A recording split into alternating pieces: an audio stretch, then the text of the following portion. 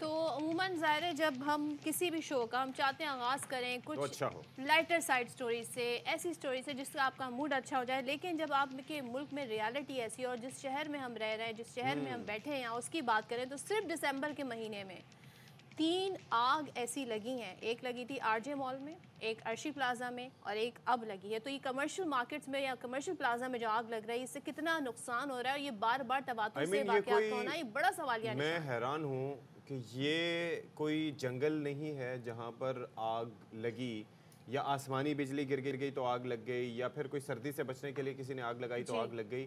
मैं समझने से कासिर हूँ कि इतने तवातुर से ये आग क्यों कर लग रही है। 100 से ज़ायद दुकानें, आप ज़रा सोचिए कि 100 से ज़ायद दुकानें यहाँ पर मुतासिर हुई हैं। वैसे तो इस इलेक्ट्रॉनिक्स मार्केट में कहा जाता है कि 800 के करीब दुकानें हैं, लेकिन 100 दुकानों का मुतासिर होना, कितने ख़ानदान एक एक दुकान में 4-4 5-5 लोग काम कर रहे होते हैं, लाखों रुपए मालियत का सामान होता है, ठीक है।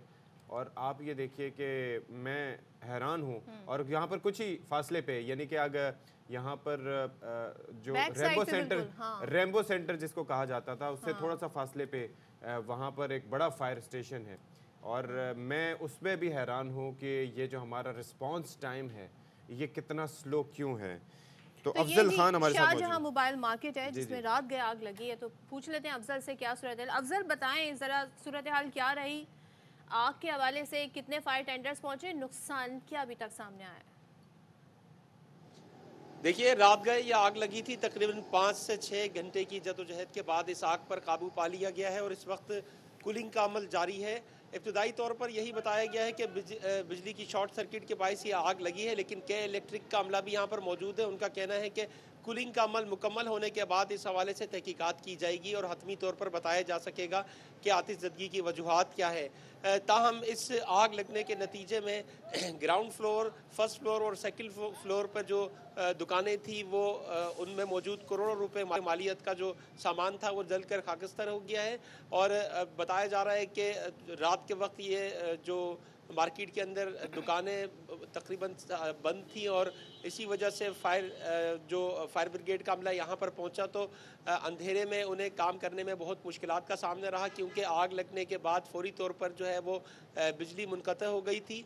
और उसके बाद उन्होंने यहाँ पर मार्केट के ताले तोड़कर जो है वो इस आग को बुझाया है। लेकिन खुशाइन बात यह है कि इस वाक़े के अंदर किसी जानी नुकसान की इतला नहीं है, लेकिन करोड़ों रुपए मालियत का सामान जो है वो जलकर खाकिस्तान हो गया है। एक तो मुझे ये बताइए कि इब्तदाई तौर पर क्या बताया गया है आग लगने की वजह। दूसरा मुझे ये बताइए कि रिस्पांस टाइम क्या था, क्योंकि किसी भी आग लगने की सूरत में रिस्पांस टाइम बहुत मैटर करता है कि फायर ब्रिगेड कितनी देर में पहुंची। तीसरी चीज़ ये है कि ये आपको सदर में ही याद है कि यहाँ पर कोऑपरेटिव मार्केट में भी आग लगी थी, क्या हशर हुआ था वहाँ पर।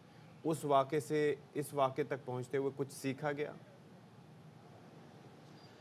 देखिए, रिस्पांस टाइम जो है वो हमेशा से बहुत ज़्यादा पुअर होता है, क्योंकि फौरी तौर पर आग लगने के बाद फायर ब्रिगेड को जब इत्तला मिलती है तो उसके बाद वो अपनी टीमें जो है वो मुख्तलिफ मकामात से यहाँ पर निकालते हैं। यहाँ पर एक बात जो काबिल ज़िक्र है वो ये है कि आग बुझाने में मुश्किलात का सामना इस वजह से भी रहा कि जहाँ पर सेंट्रल फायर स्टेशन है वहाँ पर बिजली ना होने की वजह से पानी जो है वो टैंकर्स के अंदर भरने में मुश्किलात का सामना रहा और उसकी वजह से फौरी तौर पर पानी ना मिलने की वजह से भी यहाँ पर रेस्क्यू ऑपरेशन मुतासिर रहा। आग बुझाने का अमल जो है वो मुतासिर रहा, लेकिन कई घंटों की जद्दोजहद के बाद आग पर काबू तो पा लिया गया है। लेकिन फौरी तौर पर अगर इकदाम किए जाते और जल्द अज जल्द इस आग पर काबू पा लिया जाता, और इससे इतना ज़्यादा घंटों तक जो है वो आग लगी रहने की वजह से आग फैल गई थी। और यही वजह है कि जो ग्राउंड फ्लोर पर लगने वाली आग थी उसने सेकंड और फर्स्ट और सेकंड फ्लोर को भी अपनी लपेट में ले लिया और उसमें